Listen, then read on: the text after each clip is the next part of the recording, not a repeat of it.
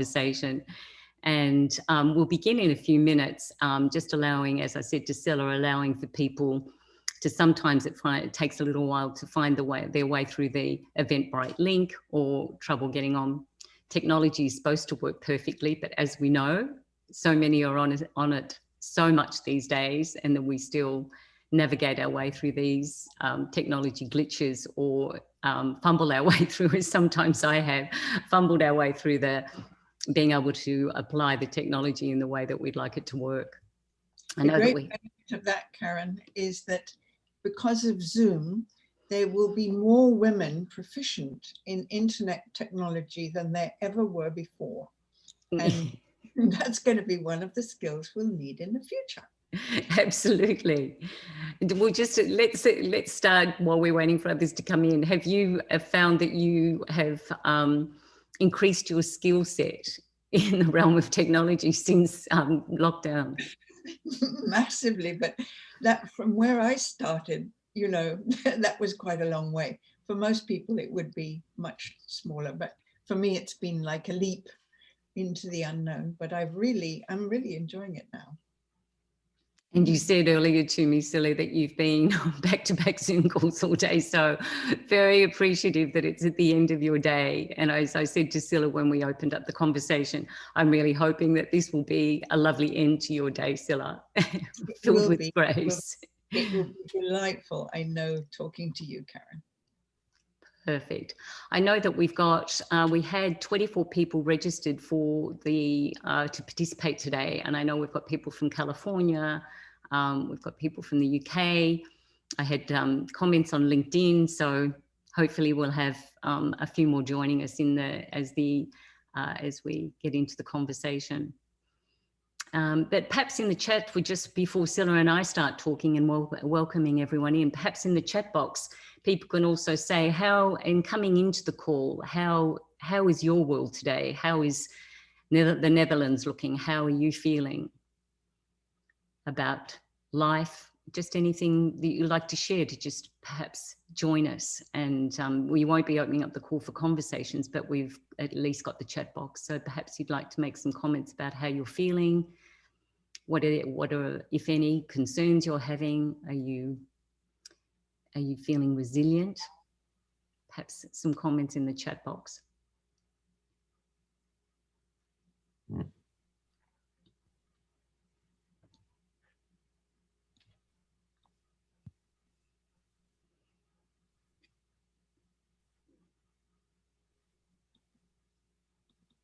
So we see we have 9 participants, and in 2 minutes, so I think we'll get started. We'll just give it till 5 past the hour. But as you can see from my backdrop, Scilla, you were saying it looks like I'm in paradise. Mm-hmm. I'm very fortunate to be sitting in Costa Rica.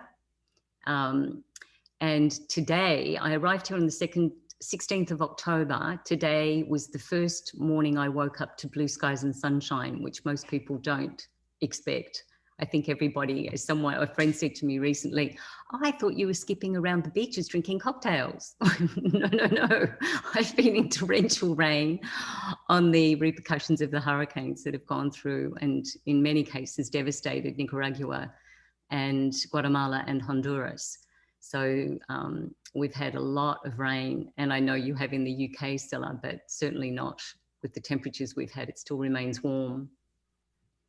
So I just want to feedback from Helene, maybe off what others feel, but this year really allows me to catch up with my own life. I feel more rest, joy, and real attention for others. Beautiful. Mary Susan, so far this week, I hear that many people are feeling uneasy, lonely because of distancing here in the US with Thanksgiving. Other than that, I'm full of gratitude. Beautiful. Yeah, it is a very big week in the States with so much happening around the election. And also Thanksgiving, such a beautiful day and a reminder this week. And finally, President Trump has admitted defeat. Yes, we should do a big celebration and hurrah for that one. Wonderful. So it's actually admitted defeat. I think no.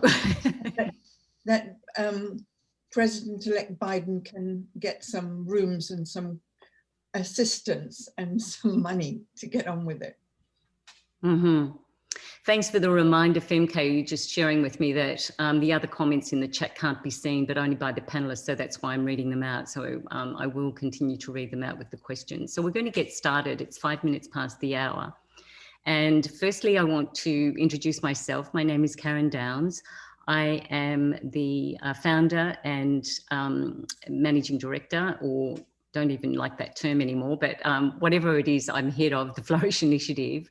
And I created this consultancy, small consultancy business back in 2012, because I saw that what was needed was a new shift, or a shift in the paradigm we're living inside of, shifting from well-being as a nice to have, that human flourishing and planetary flourishing were intrinsically linked, and that if we don't have one, we can't have the other. So the world isn't external in my own belief system, and what I work with is the outside world is not external to us. We're all interconnected, and most profoundly, we are connected to Mother Earth. Earth is our host, and we learn flourishing from her. Back in the days of the philosophers, when Aristotle started talking about eudaimonia and human and flourishing, he spoke of the virtues. Many in ancient wisdoms have always spoken about what it takes for human beings to truly flourish, for us to shift consciousness and relate to each other, but also to relate to our host and understand the interconnectedness between Mother Earth and ourselves. That's a little bit about the Flourish initiative, and I work in corporates and I work with individuals. How Scilla and I are connected, and the importance of this conversation, is that some 8 years ago, it was Scilla, now 8 years ago that we met, and the connection that you and I had was very much about the inner work that we'd both done, the value and the importance of creating self-awareness and living a life that's true to what matters to us. And we've had an amazing journey together. We've been not only being great friends, and I think that's what is the foundation of our relationship, great friends and companions on a journey to make a difference inside what matters to each of us. It doesn't matter that my initiative is not about peace, and it doesn't matter that your initiative is not about flourishing, because they're intertwined. As you and I have talked about, we can't have human flourishing if we don't have peace. So they're all intertwined, but each of us bring our unique skills, our skill set, competencies and qualities to address the things that matter most to us. And back in, Scilla and I have also been neighbours, we've been friends, we've been colleagues, we've had robust and rigorous challenges in our relationship that we've worked through, and I think that's the quality that I hold so important to us, Scilla, that no relationship goes without its ups and downs, and it's working through. And that's part of the resilience in a friendship or in any relationship. So the reason that I launched these conversations, and then I'll do a little more of Scilla's introduction, the purpose of these conversations is I'm passionate and standing for that there is a new kind of leadership possible. Mostly this conversation attracts women, and it's very specifically for women at the moment. But I wanted to bring together the women that I knew that are not necessarily heading up corporates, heading up the United Nations, but they're women that, such as Scilla, that came from a relatively simple and certainly privileged, being in the United Kingdom background, somewhat privileged, but also parents that came and went through the war. So there were ramifications of that background that you carried with you, 2 wars. Yeah, I mean, I'd like you to talk a little bit about that. So the notion that I arrived at with this conversation is that the resilience that I was seeing in corporate, and I've seen in many women, the old resilience of stoicism, armouring up and soldiering on, no longer serves us. It has burnt people out. It has produced post-traumatic stress disorder, not just after war or during the war, but also in our lives. And so I'm wanting to bring about, through these conversations, a revelation that there is a new kind of resilience that we want to talk about today. And it has to be dynamically worked with grace, because grace is in the unknown. It is in, for some people, in the divine. It is the unknown forces that work with us, not against us, that work through us, that bring about our visions, our imagination, and cultivate qualities that through epiphanal moments, insights or reflection that we never knew were possible. So Scilla embodies these qualities for me, and has done through our relationship. And the stories I've heard about your life, Scilla, are very much the embodiment of these two qualities. So Scilla, for many of you will know that Scilla's background is extraordinary, but you will know when I say that Scilla's been a visionary. She turns vision into action. She's written many, many books. One in particular that I was around when she was writing it was Pioneering the Possible, and that's who Scilla is for me. She's a pioneer that takes territory. She takes conversations into realms and to corridors where they don't want to be heard, where they are people resist what she's speaking about, and yet with her grace and her resilience, she penetrates those walls, and the walls are often conversations. And I think that's an important quality of you, Scilla. So you started with the Oxford Research Group. You launched and founded that in a very, very difficult environment around nuclear disarmament. And then you founded Peace Direct, which is still going, and you left that. That's a powerful legacy, but continues without your leadership, but based on the foundations you set.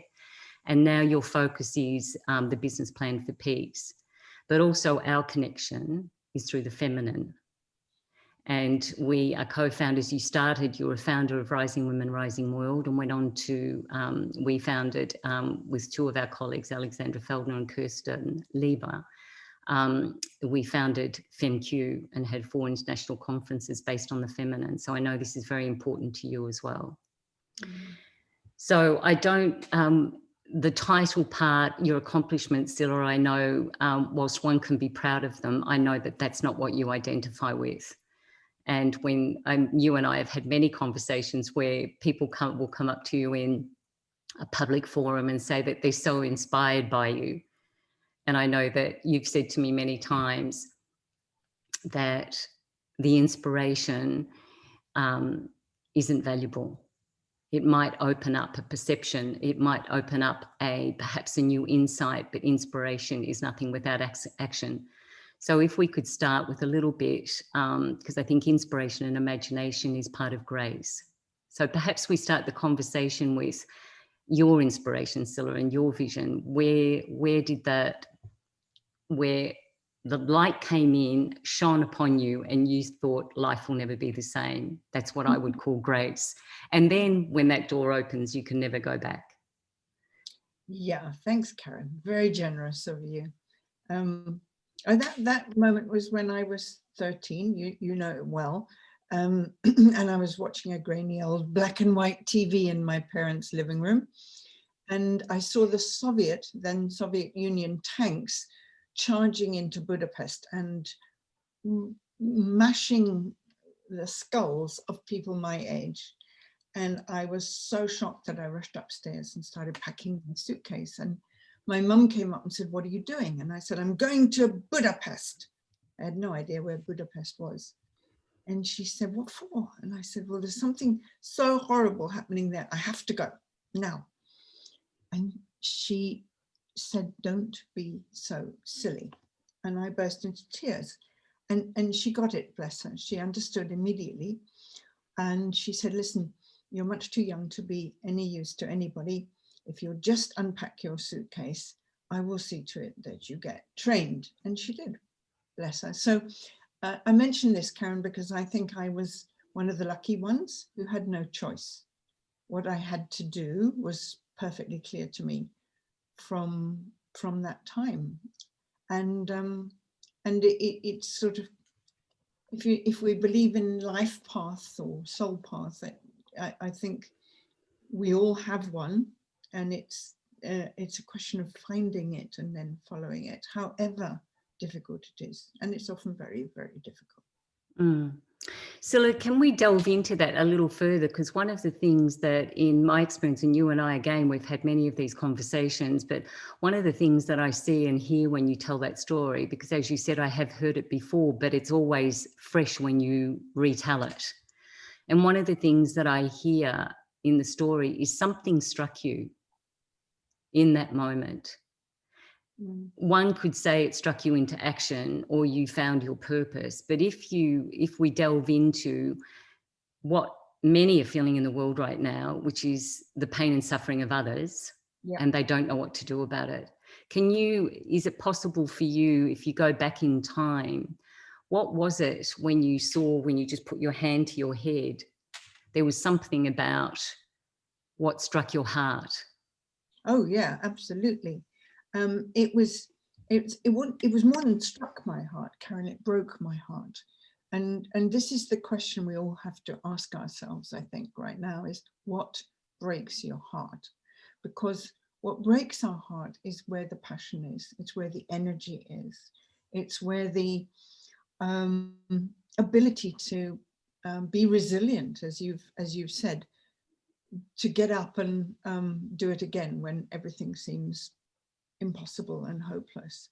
So I do believe that when we're able to identify, and particularly now, what breaks our heart about the present situation in the world, and then the next step is to identify our main skill and match that to what breaks our heart. And then we have a very clear picture of where our energy is, where our passion is, and what we can do. And if we do that, then it immediately magnetizes other people to join us.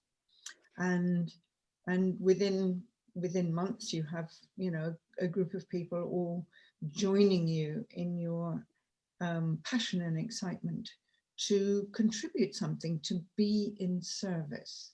I do think that's the highest calling of human beings, is to be in service. As you know, as Richard Barrett says, that's the highest one of the highest part of what it is to live a human life, is to be in service.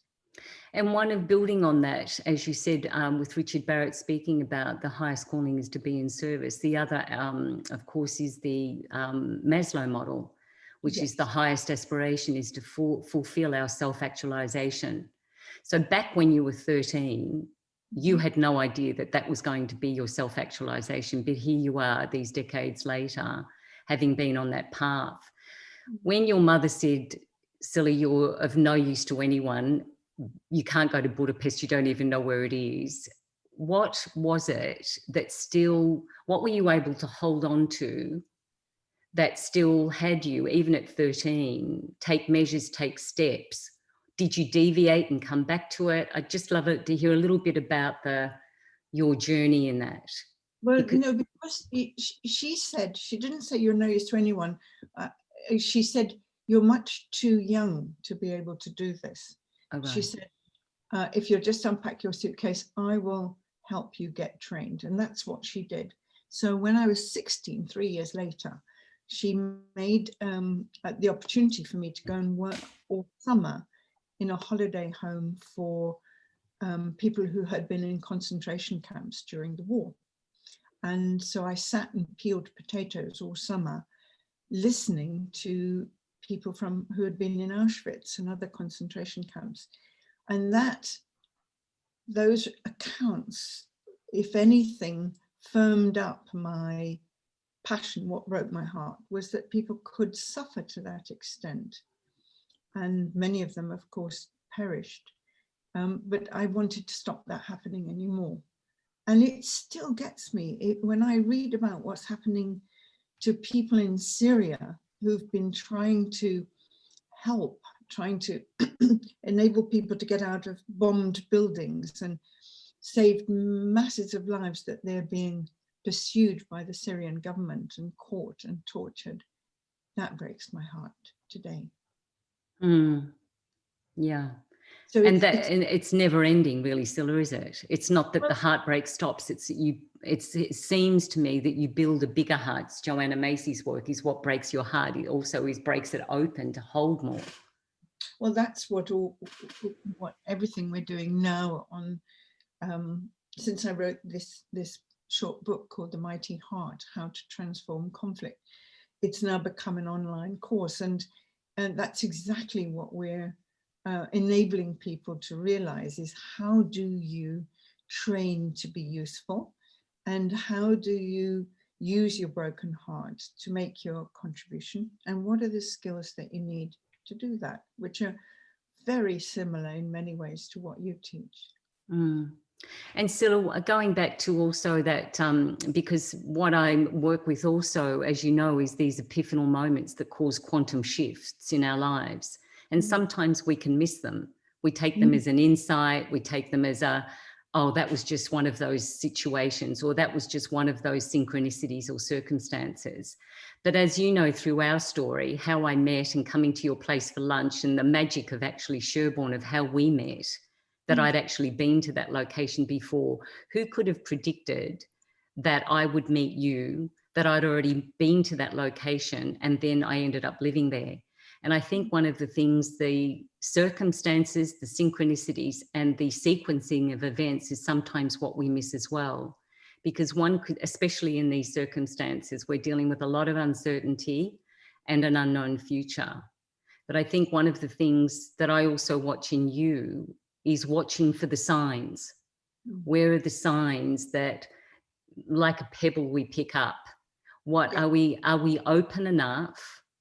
Are we wise enough to keep our hearts, heads, and eyes open, follow instinct and intuition, and say, that was a message, or that was a sign, or that's led me to the next step?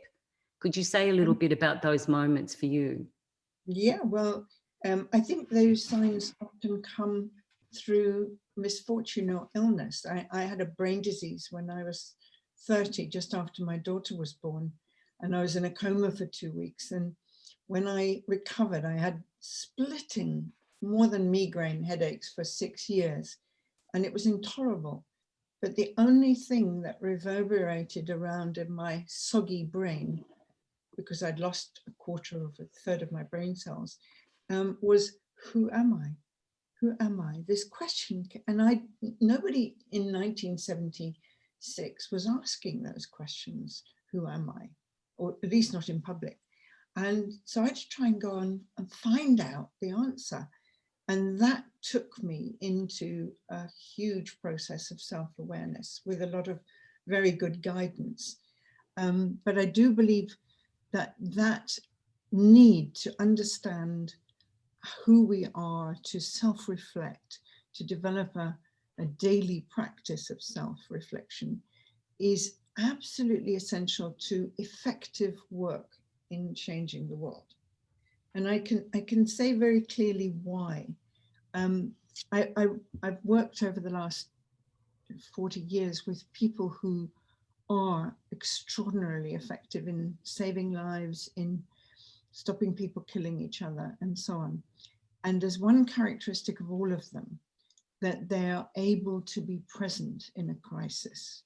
They're able to be alert, and it's mainly because they've spent the time looking at their own dark sides. They've faced their own fear. And once we've faced our own fear, we can be present when somebody's pointing a gun at us or a knife. And it's that essential daily investigation of what am I up to in this situation? Almost like having a helicopter above your head, watching what we ourselves are doing. And that enables us to be able to overcome all the things that plague us when we're younger, of self-consciousness, not thinking we're good enough, being attacked by our inner critic all the time, which we all suffer from. All those things, we need to keep that development, that growing up, that growing the heart. We need to keep that going throughout our whole life. Mm. One of the things, Scilla, that again I'm reminded of as you were telling your story about your mother, I think I'm here in Costa Rica, as you know, with my daughter.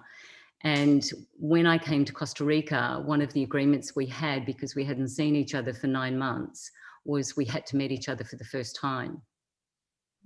She'd been through a lot, I'd been through a lot in isolation. And I think one of the things is that when you said about the inner critic, you know, when we wake up in the morning, for me, I have to meet myself for the first time and say, who am I today? Who will I be today? Because constructed by our identities, our titles, or our personalities, we can get caught very easily in that vicious cycle. These mostly, my understanding and my studies, is mostly what came to us or was told to us when we were small. You're too young, you can't do this, you can't do that, you're not strong enough, etc., etc. And it also fosters and festers inside of us about that lack of self-worth. But it seems that also your mother gave you, you're too young, however, develop the skills. And that parenting, I'm just presencing parenting at the moment because I'm noticing my own, even though Rebecca's 35, I'm a parent. I'm not parenting her, but I am still by definition her mother. That will never go away. I'm no longer responsible for her. But at that age, that messaging you got was so important, Scilla. And I think often when we're conveying messages to others, and I know you do this so powerfully when you say to others, who you are and what you bring matters. Absolutely. And self-awareness is a very big part of it. And there's really no skimping that if we want to be useful in the world. Because otherwise our ego gets in the way all the time. It does anyway, but, you know, to be able to take one's ego a bit more lightly because we can see it, we can see what it's up to, and, you know, laugh and joke with it a bit. That's very, very important. Take ourselves lightly. All the great teachers, all the great Buddhist teachers that I know all say we need to take ourselves more lightly. I think exactly. I think one of the other things I love about you, Scilla, in our relationship is also the times that we've sat over a meal or in front of the fire and had the conversation of, this is what I'm feeling. Can you reflect that back to me? And I think having relationships around us that are incredibly honest and that we can get lost your sound. I'm not hearing you, Karen. Sorry, can you hear me now? Yeah, I can hear you now. So one of the things I was saying, Scilla, is that when we've sat together, one of the things that I love about you is also your vulnerability, because everyone sees you as so strong, the mighty heart, going out courageously. But I also want to speak to this notion of moving away from the stoicism of resilience into also your vulnerability, because I've seen you be incredibly vulnerable and also being able to restore yourself and not taken down by the adversity. And I think that's one of the strengths that to talk about, and to presence today is one of your strengths, is that you see the circumstances around you, but you can navigate through the circumstances. It's not that you force your way through them, because you mentioned the ego. The ego wants to force the way through, but you're very gracious and very, at times vulnerable to say, maybe I don't know. And I think that's an important part of our resilience, is maybe I don't know. I think those are the most important words, maybe I don't know, because we can't always know, and we must be open to being, in quotes, wrong, or at least to need more wisdom. And it's only when we stop and breathe, as you know so well. We were doing breathing exercises in our module today. When we stop and really breathe, it's when we can wake up to what we don't know. It's often in the silence, because the spirit, whether we call it spirit or whatever we call it, our inner voice, our higher self, speaks often in a whisper. And so when we are quiet is when we're more likely to be able to hear that very delicate voice. I had one of those this morning when I was waking up, and I was trying to have my morning meditation, and my mind was going all over the place and working things out and making plans and all the things one's mind does. And suddenly something said, just quiet, just be quiet. And when I was quiet, in popped the most original piece of information that I needed. And I love that. I love that we can let things happen, not always make them happen. Mm. Thank you, Scilla, because it's one of the principles of building true resilience, or what I call soulful resilience. I'm now talking about is being able to be silent. Mm. And I think one of the things that is happening right now in our world around us in the collective is this notion of trying to get things done and force into the uncertainty and the unpredictability and into the isolation or the lockdowns. And we can't push into that. One of the things I've been talking about is what's called a liminal space. And it's the in betwixt and in between. We're not in the past and we don't know the future. But one of the things that you've cultivated so beautifully is imagination and vision. So in the moments that you have doubt, one of the things I would love to explore for a moment with you is this notion of resilience, of being able to use one's imagination. And I think that's certainly for me, it's an amazing quality you have that gives you a lot of your resilience. You have a very powerful imagination to envision, and it brings you, it seems at times, a lot of hope versus despair. Yes, I'm not sure that I buy the notion of hope, because hope always seems to me a little bit flimsy. No, I'm with you. What I'm like. I like, as you said in your opening words, we're both interested in turning our vision into action. But as you rightly say, you first need the vision. And I love it when we can make time in our incredibly busy days to actually have the space, and nature is incredibly helpful, to be in nature and allow ourselves to imagine how things could be, not be stuck in what is, but actually imagine how would it be if human beings didn't go to war? Is that possible? What would it look like?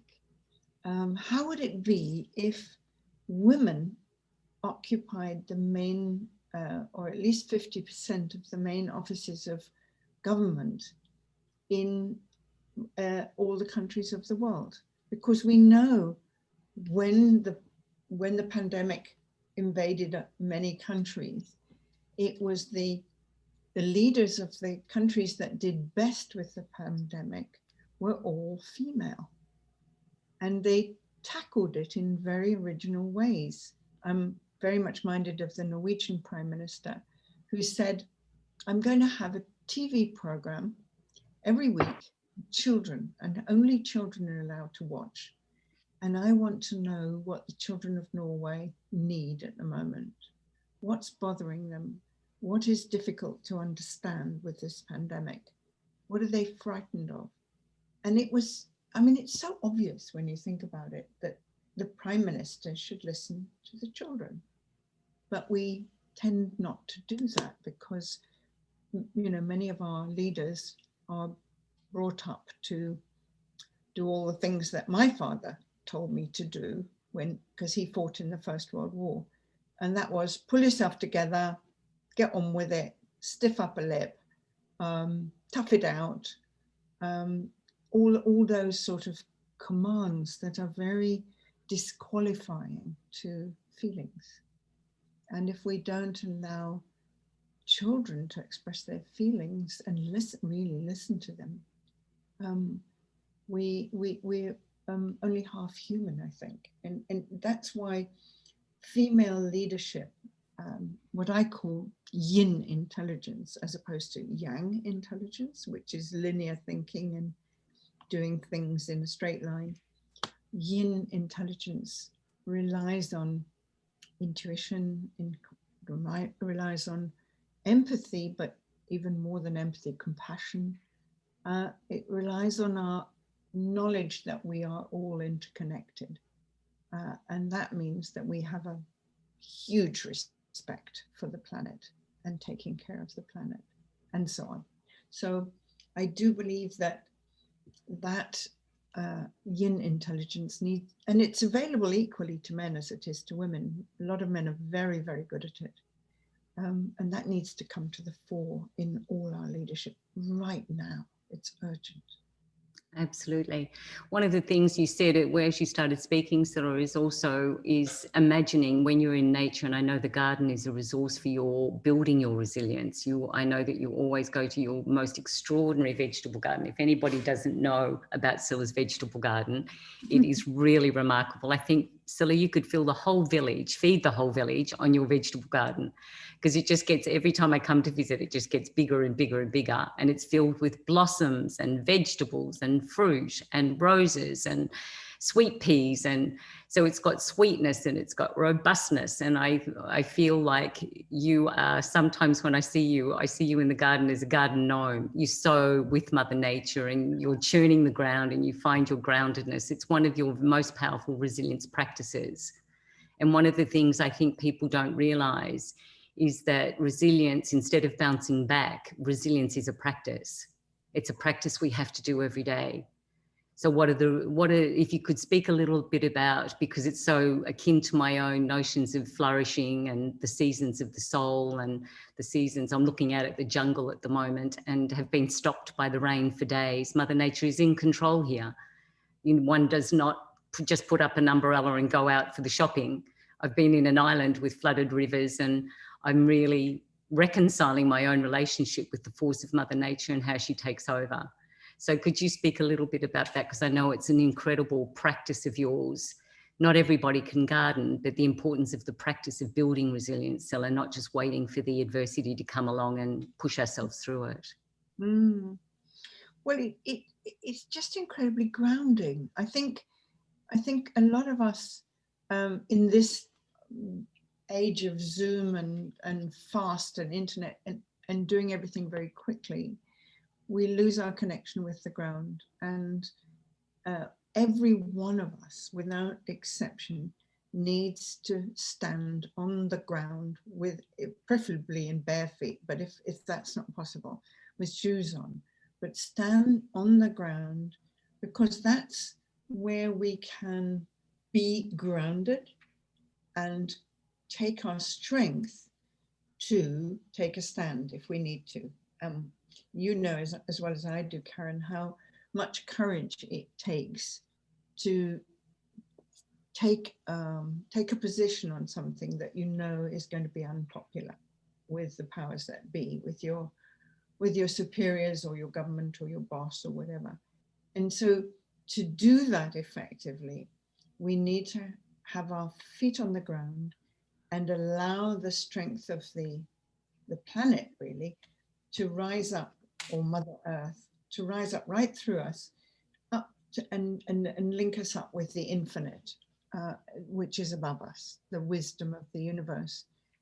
And that's the way that we can have the grace, I would use your word grace, the grace to say what needs to be said when it needs to be said. And goodness me, now is the time to do that. It's time for every single one of us, male or female or any gender, to use the privilege that we have of speech, of freedom of speech, most of us, to use that and say what we feel needs to be done, and gather people around us to make sure it gets done. And Scilla, I think one of the things that you mentioned before is being able to be in the garden and use your imagination. What would it be like if war wasn't the predominant, and going to war and military wasn't the predominant focus of our politicians and our countries? What could it be like? How could it be different versus I'm fighting, the old notion of fighting for peace? I think it's also relevant right now. Instead of fighting for equality, how can we imagine a world where women and men are sitting together, making the decisions about the future versus the predominance that's sitting at the table right now still, And the statistics are that COVID has taken women's rights and women's place back 70 years.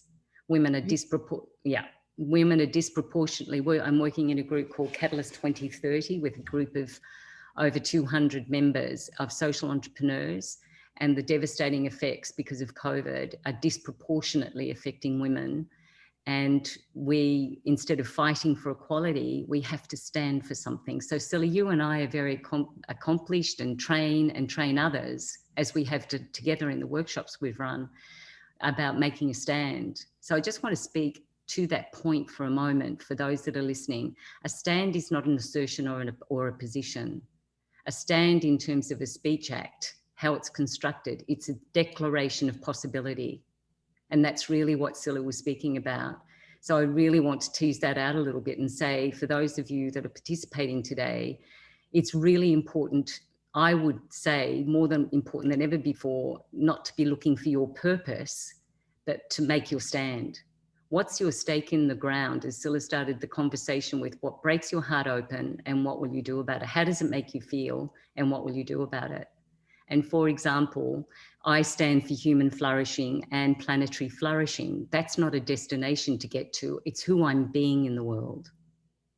So the stand that you make, Scilla, for the possibility of peace isn't, it becomes a plan of action eventually, but it has to start with a stand for a possibility of a different sort of future. Because if we're not creating the future right now, the predictable and the probable of many of the people that are speaking from the negative and the constraint and the despair, that will take us over like a tidal wave or a tsunami. So we have to be clear of the direction we're focused on. So what would you say to our participants, Scilla, today about making a stand? It's because it seems, I know it's been so important to you. I think it's to go quiet somewhere in nature with your feet on the ground and ask yourself, what is the truth that needs to be said now to our leaders, our media, that needs to be said to power. It's the old Quaker notion of speaking truth to power. And the way that people listening to this will know is to do it in a way which is not aggressive, not from anger, but from the urgency of what now needs to change. Whatever it is that you know in your heart needs to change now, whether it's your country's amount of money that they're spending on the military, or whether it's the way that the financial markets support a lot of industries that are still polluting and ruining our environment. Whether it is the treatment of refugees, whether it's wounded animals, it doesn't matter. Whatever it is that breaks your heart, to speak about it, to find your way into some kind of media, could be this, it could be any other one, that will allow you to use your voice and your grace. That it's the grace will come through you if you are doing it with your feet on the ground and connected to the infinite. And so that may even be the starting point. Often I find is people addressing that in their personal lives. What is the truth? What is the truth that needs to be spoken in my relationship? What is the truth that needs to be spoken between us? Such that I find, because sometimes that inner work within our own personal lives and our homes gives us the motivation and the strength, that little bit more strength, that little bit more resilience to take our self-worth and our dignity out into the world. Absolutely. Couldn't agree more. So Scilla, it's 1:15 and I'd like to open up to the participants, and at the moment I'm seeing the chat box, and if you could post questions in the chat box. I know Mary Susan, you had one earlier that I didn't pick up, and the question was, Scilla, you said that the first question was what breaks your heart, and Mary Susan asked what was the second question? She missed it. What are your skills? What are your main skills? And then you apply your main skills to what breaks your heart. So If you're somebody who loves to write poetry, you do that. If it's you're somebody who likes doing crowdfunding, you do that. If you're somebody who likes drawing pictures or gathering friends around you who will join you, just as our friends in Los Angeles did after the FAMQ summit there. Do you know what they did? They decided they wanted to mark the International Day of Peace. They gathered friends from their school children's friends and parents from all over the place, and they made them stand in a sign of the word peace on the beach in Manhattan Beach. And it was fabulous. It was photographed from the air, it entered the media. They just took a stand for peace. And it can be something like that that you may want to do, or you may decide that you want to write about it, that you want to get your feelings into words, whatever it is. But do it and don't delay. Do it now. Yes, now is our time. I remember having a conversation with Joanna Macy last year, and she looked into my eyes and she said, now is the time, you were made for this time. So I'm not looking into our participants' eyes, but if you can feel the resonance between Scilla and I, joining your hands with ours, your hearts with ours, and really morphic resonance is something that Rupert Sheldrake speaks about. And even though we're on a Zoom call and we're placed all over the world, the resonance is here. Now is our time. We were made for this time. Take a stand and take actions, but find your voice and have people around you that support you. As I know, Scilla is on this call out of support and her love of me and my respect and love of Scilla. So we have people around us that support what we're up to, and that's critical at this time. Collaboration, cooperation, they're very different. And how we can find out, in the term of, I know it came out of the war as well, the collaborators, but I think we have to reinvent it and be collaborators of the human spirit and creating a future that we imagine is possible. And I know that you're doing that through the Mighty Heart, Scilla, and your webinars. Can you say a little bit about the Mighty Heart so that people can reference it and find it online?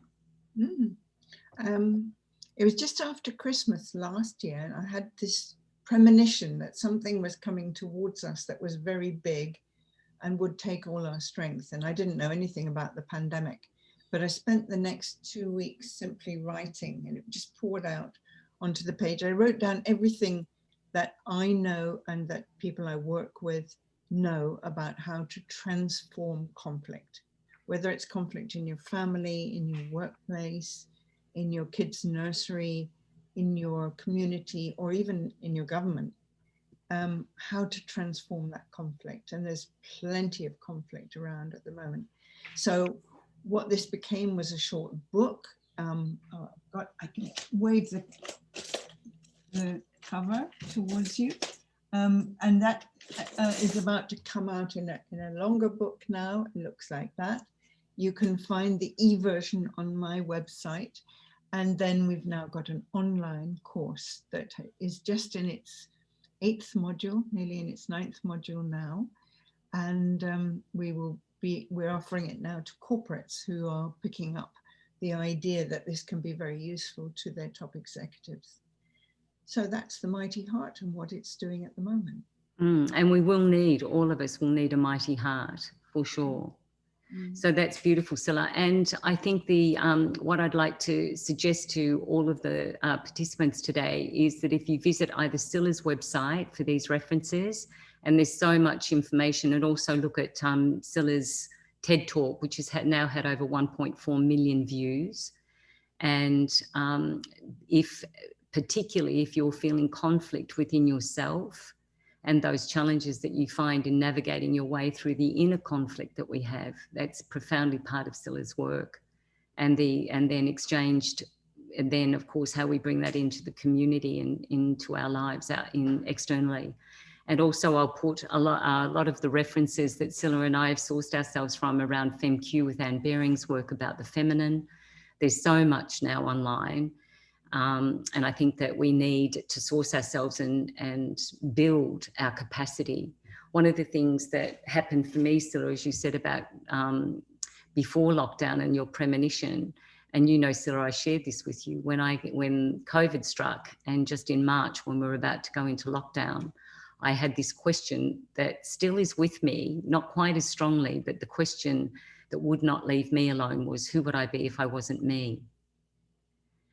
And what I wanted to overcome was the notion of my identity and my accomplishments, and who would I truly be if I was wanting to shape and shift the world and the future. Not that I can shape the world, but why not? Why not talk about flourishing and the possibility of a future where we have our livelihoods flourish? So here in Costa Rica, what I've experienced is projects on the ground where families have been rehabilitated by learning permaculture, and those that are devastated by the COVID and the devastation of the hospitality industry and tourism here, they've been taught, 74 families have been taught to grow their own vegetables. Mm. And it's given them such a profound sense of self-worth. They've restored their dignity and their sense of being able to contribute to their families in a way that wouldn't have been possible before. Oh, I'm delighted. And they're 5 metre square plots, and they do permaculture. So they've got, you know, the cows come through and eat the lettuce, but then they're taught that they didn't eat the whole crop because it was not all lettuces. So we don't do monoculture, all of these things that these families are now learning, new skills and new ways of giving their, bringing up a new way of relating to the world. And Costa Rica wants to be an exemplar to the world of what's possible in regeneration. So there's many exciting initiatives. Scilla's work on the mighty heart, restore yourself through that notion. Ubiquity University, Jim Garrison is now launching a new university program on regeneration. So there's so many initiatives that are now happening. And I think that's what's exciting. That's what has to give us the sense of possibility. So we have to rise to our possibilities, as you've always done, Scilla, and with our grace and our resilience. So just want to check in on questions. One of the, Elsie has posted connections to Scilla's website and the Flourish Initiative, where we'll put up resources for you, and including this YouTube clip, which will be on YouTube. Mm-hmm. And just want to check on questions. Any other questions from anyone?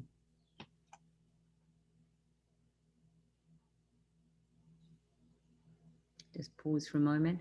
Scilla, as we've got a few minutes left, is there anything that is on your mind that that you would like to share that's important right now for let's just do a moment's silence to pause for a second and check in with our inner wisdom.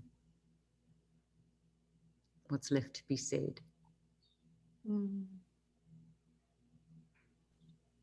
What comes up for me is something we were doing this afternoon in the module for the Mighty Heart, which was working with Sheva Carr, and she was leading us into the meditations of heart math, because as you probably know, heart math in California have discovered how the reverberations of the heart can be felt many miles away from the heart that is emanating those vibrations, and that the heart sends more messages to the brain than the brain does to the heart.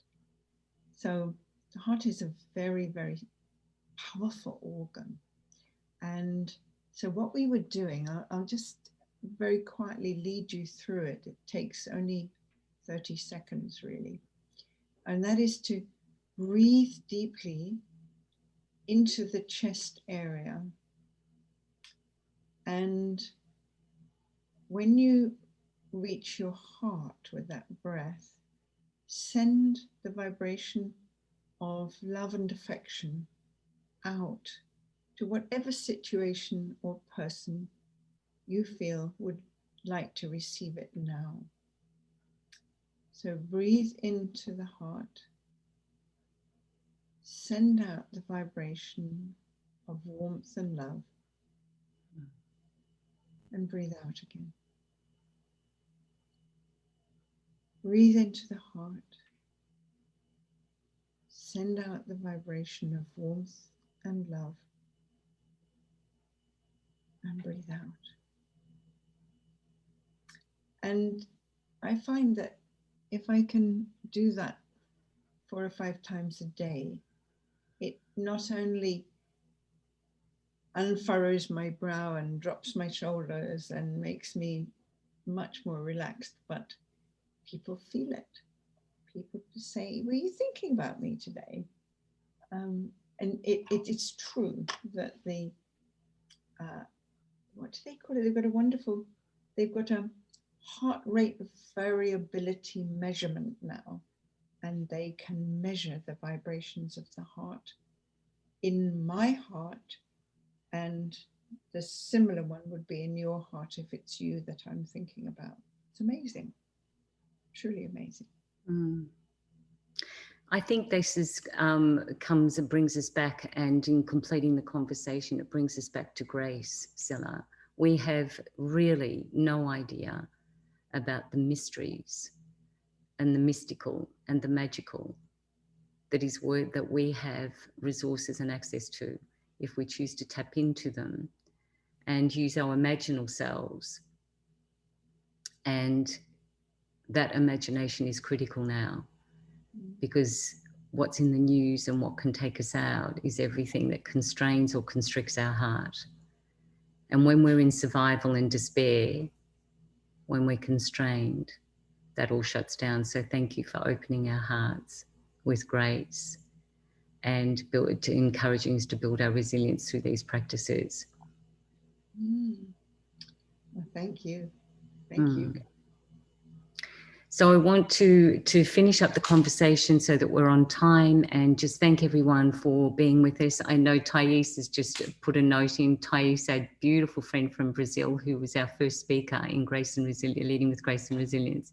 So thank you for being here, Thais, and holding the space with us. And we are a community. We are building a community around the world. As we join these webinars, we think we're just attending a webinar, but we are building the force field of the future. We are building it with grace. We are building it with our resilience. We are taking a stand, and we need to, just like in labor, we need to go with the contractions, not force it. Because if we push against the contractions and the force field, we have to go with it. Otherwise we tear, is my remembrance of mothering and giving birth. And I think in our biology as women, we have this wisdom. We used to talk about in FemQ womb intelligence. And I do think that is very much part of our biology as women, and that we have that intelligence in our hearts, in our bodies. And what we bring is the birthing of the new future. We're birthing a new form of leadership. We're birthing the future as we sit here together. This is the future. So thank you so much, Scilla. Love you dearly. And go rest after your 8 hours of Zoom calls. You're welcome, Karen. Thanks. Thank you, everyone. Thanks for participating. And you'll find this on YouTube. And please make sure, I'll just make sure that everyone that's come in today, that I send out the YouTube clip, if that's okay with everyone, that I use your email addresses to send out the clip so you can send it on. Thank you, Scilla. You're welcome. Bless you, love. Big hugs. Big hugs.